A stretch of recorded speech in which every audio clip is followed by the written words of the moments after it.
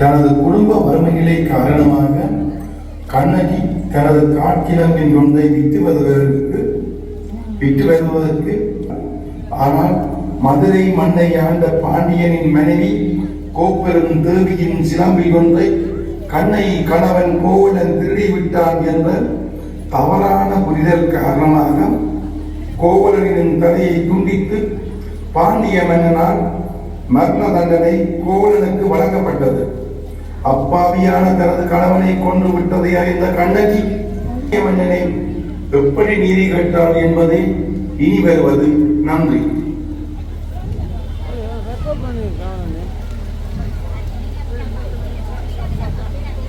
காவலரே, காவலரே, கண்ணீரும் கையில் தன் சிலம்பும் கொண்டு ஒருத்தி வந்திருக்கிறாள் என்று உங்கள் மன்னனிடம் போய் சொல்லுங்கள்.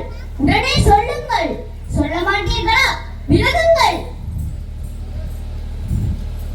அரண்மனை காவலர்களை மீறி ஆவேசத்துடன் நுழையும் நீ யார்? புறாவுக்கு உடல் அந்த புகழ்பெற்ற மன்னவனின் வரலாற்றை தேட்காலின் மகளியிட்ட மனநீதி சோழனது பெருங்கதையை நீதியின் இலக்கணமாய் கொண்ட திருமாவளவன் கரிகால சோழன் அவனின் பூம்புகார எனது ஊர். பெருவழியான் மாசாத்துவானின் மருமகள் நான். என் பெயர் கண்ணகி. உன் முறையீடுதான் என்னவோ? முத்து விளைகின்ற மூன்று கடல் சூழ்ந்திருக்கும் தென்னகத்தில் மும்முரசு கொட்டி முச்சங்கம் வளர்த்தி முக்குடியை நல்ல முத்தமிழை காப்பாற்றும் மூவேந்தர் பரம்பரையில் பெருமதனை இல்லாமல் செய்த மன்னவனே, எந்த முறையீட்டை கேட்பதற்கு முன் நான் யார் என்று முழுவதையும் தெரிந்து கொள். நீ யார்? கண்ணகி, கையில் தன் சிலம்புடன் வந்திருக்கும் கண்ணகி. நீதி வலுவா நடுங்கலிய பாண்டியனே, துணிந்து நீதி கேட்டிருக்கும் கண்ணகி. பாண்டியமன்னா, ரோமாபுரியின் பொது மண்டபத்திலேயே உனது தூதுவர்கள் இருக்கிறார்கள். இதோ பாண்டியனின் பேரவையிலே ரோமாவியர்கள் வீரர்களாகவும் தூதர்களாகவும் வீற்றிருக்கிறார்கள். இதோ கடல் கடந்து கொடி கட்டி ஆளுகிறாய். அந்த கொடிக்கம்பம் உடைந்துவிட அயல் நாட்டு அகழ்ந்திருக்க உனது கொடுங்கோல் அளித்த அவசர தீர்ப்புக்கு ஆளாகி கொலை உண்ட கோவலன் மனைவி கண்ணகி நான் என்பதில் அறிந்திருக்க. ஓ, கோவலன் மனைவி, சிலம்பு திருடிய கல்வன் மனைவி. போதும். ஜாகாவாராயும் நாகாக்கமென்னா நாகாக்க. யார் கல்வன்? என் கணவனா கல்வன்? அவரை கல்வன் என்று குற்றம் சாட்டிய காயர்கள் திருடர்கள். ஆத்திரத்தில் அறிவு கண்ணை மூடிவிடாதே கண்ணகி. கையில் களவுமாக பிடிபட்டான் உன் கணவன். ஒரு கல்வனை எண்ணீதி கொள்ளாமல் விடாது என்பது உனக்கு தெரியுமல்லவா? நீதியின் இலக்கணம் உரைக்கும் நெடுஞ்செழிய பாண்டியனே, உன் நாட்டில் எதற்கு பேர் நீதி? இதற்கு பேர் நீதி கூறு. நான் வணங்கும் தெய்வத்தை, என் வாழ்வு கருவூலத்தை சாவு படுகொலில் தள்ளிவிட்டீர்கள். கொட்டவனே, குடைநிழலில் குந்தர் மூலவனே, எண்ணிப்பார், நன்றாக எண்ணிப்பார். கொடு மண்டபத்தில் விசாரிக்கப்பட வேண்டிய வழக்கு கோவில் மண்டபத்தோடு முடிவானே. சிந்தியுங்கள், நன்றாக சிந்தியுங்கள். குற்றம் சாட்டப்பட்டவரின் மறுப்புகளுக்கு மதிப்பு தராமல் இவ்வளவு அவசரமாக கொலை ஏன்? இதற்கு பேரா நீதி? இதற்கு பேரா நியாயம்? இதற்கு பேரா அரசு? இதற்கு பேரா அறம் காக்கும் மன்னன்? கண்ணகி, அன்று உன் கணவன் கையில் இருந்தது அரசி கோப்பெருந்தேவியின் சிலம்பு. கோப்பெருந்தேவியின் சிலம்பு இல்லை, கோவலன் தேவியான என்னுடைய சிலம்பு. நம்ப முடியாது, என்னால் நம்ப முடியாது. யார் நம்புவதற்கு? உன்னை யார் நம்ப சொல்லுவார்கள்? உன்மீது வழக்குரைக்க வந்தவள் நான். குற்றவாளி நீ. நான் குற்றவாளியா? நீ குற்றவாளி. அதனால் தீர்ப்பளிக்கும் உரிமை உன் கையில் இல்லை. இதோ இருக்கிறார்கள் பெண்மை பெரியோர்கள். இவர்களே இப்போது நீதிபதிகள். இவர்கள் ஒரு கட்டுமன் நல்ல தீர்ப்பு. தாய் மேலாணையாக, தமிழ் மேலாணையாக, தாயகத்து மக்கள் மேலாணையாக கூறுங்கள். நல்ல தீர்ப்பு கூறுங்கள்.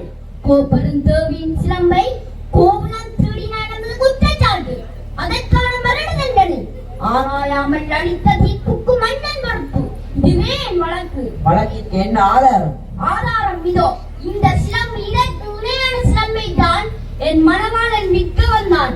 அவரை மாபாவிகள் கொன்று குவித்து விட்டார்கள். அப்படியானால் என் மனைவி கோப்பெருந்தேவியின் சிலம்பு? அவைகளில் ஒன்று என்னுடையது. அதற்கு என்ன அடையாளம்? அடையாளம் வேண்டுமா? ஆயிரம் கேள்விகள் என்னை கேட்டு உன்னை குற்றமற்றவனாக்க துடிக்கிறாய். இப்படி கேள்வி என்னவனை கேட்டிருந்தால் நீதி தவறான் நெடுஞ்செழியன் என்ற பேரும் உனக்கு நிலைத்திருக்கும். கோப்பெருந்தேவியின் சிலம்பு உன்னுடையது என்று மெய்ப்பித்து காட்டுவாயா?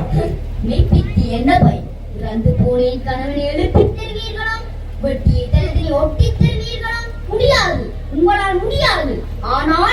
என் மணவாளன் தலை போல் உங்கள் தலைகளை தொங்க வைப்பேன்.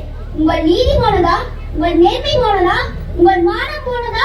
மதுரை பாண்டியா, உனது மனைவியின் சிலம்பிலே உள்ள பற்கள் முத்துக்களா மாணிக்கங்களா? முத்துக்கள், அதுவும் பொற்கை முத்துக்கள்.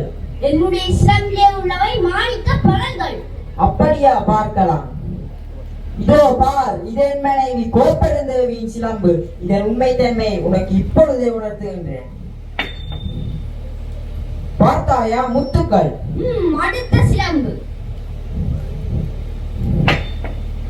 மாணிக்கங்கள். மாணிக்கங்கள் அல்ல, இரத்த துளிகள். தர்மத்தின் கண்கள் வடிக்கின்ற இரத்த துளிகள். பாண்டியா, உனக்கு இன்னும் சந்தேகம் இருந்தால் இதோ என்னுடைய மற்றொரு சிலம்பு.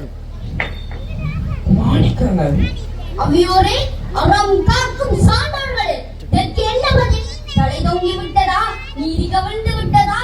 வாய் அடைத்து விட்டதா? நெடுஞ்செழிய பாண்டியனின் அறம் மரம் திறம் அத்தனை மண்ணோடு மண்ணாக கலந்து விட்டதா? ஐயோ ஐயோ, ஏடித்த வாட்டம் உலகம் சிரிக்கின்றது பாண்டியா. நீ நீதி வழங்கிய செய்தி கேட்டு ஆனை சேனை 1000 படை எதிர்த்து வந்தாலும் படை கொன்று பகை வென்ற உன் வீரம் எங்கே?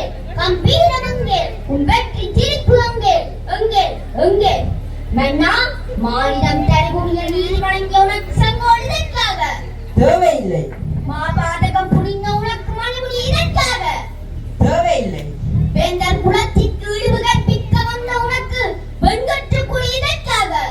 தேவையில்லை. எனக்கு எதுவும் தேவையில்லை. என் உடலோடு சேர்ந்து என் உயிரும் எனக்கு தேவையில்லை. அழு, என்னை காலமெல்லாம் மட வைத்த காவலனை அழு. என் கண்ணாளனை, கண்ணிறைந்த மணமாளனை துடிக்க துடிக்க கொன்றுவிட்ட பாவியனை அழு. அழு, நன்றாக அழு. கண்ணகி, உன் கணவன் கல்வன் இல்லை, அவன் கல்வன் இல்லை. ஆராயாமல் அவசரத்தில் ஆணையிட்ட நானே கல்வன், நானே கல்வன். என்னை மன்னித்து விடு அம்மா, என்னை மன்னித்து விடு. தமிழே, தாயகமே, என் தாயே, என் தாய் நாளே, என்னை மன்னித்து விடு அம்மா, என்னை மன்னித்து விடு.